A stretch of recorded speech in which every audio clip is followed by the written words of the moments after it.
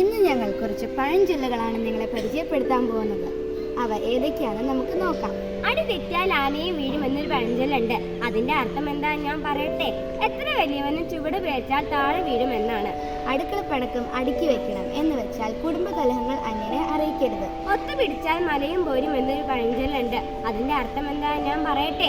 ഒരുമിച്ചാൽ വിജയിക്കാം. കലത്തിലുണ്ടെങ്കിലേ കയ്യിൽ വരൂ എന്ന് വെച്ചാൽ കരുതി വെച്ചിരുന്നാൽ കാര്യത്തിന് ഉപയോഗിക്കാം. ഉപ്പ് തിന്നാനും വെള്ളം കുടിക്കുമെന്നൊരു പഴഞ്ചൊല്ലുണ്ട്. അതിന്റെ അർത്ഥം എന്താ ഞാൻ പറയട്ടെ.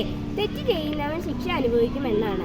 സദ്യ മറന്നാലും പട്ടിണി മറക്കില്ല എന്ന് വെച്ചാൽ വിശപ്പാണ് ഏറ്റവും വലിയ ദുഃഖം. കടന്നൽ കൂട്ടിൽ കല്ലെറിയരുത് എന്നൊരു പഴഞ്ചൊല്ലുണ്ട്. അതിന്റെ അർത്ഥം എന്താ ഞാൻ പറയട്ടെ. ആപത്ത് സ്വയം വരുത്തി വെക്കരുത് എന്നാണ്. കാടിയായാലും മൂടി കുടിക്കണം എന്ന് വെച്ചാൽ സ്വന്തം ഇല്ലായ്മ അങ്ങനെ അറിയിക്കരുത്. കടിക്കും പട്ടി കുരയ്ക്കില്ല എന്നൊരു പഴഞ്ചൊല്ലുണ്ട്. അതിന്റെ അർത്ഥം എന്താന്ന് ഞാൻ പറയട്ടെ. കൂടുതൽ പറയുന്നവൻ പ്രവർത്തിക്കില്ല എന്നാണ്.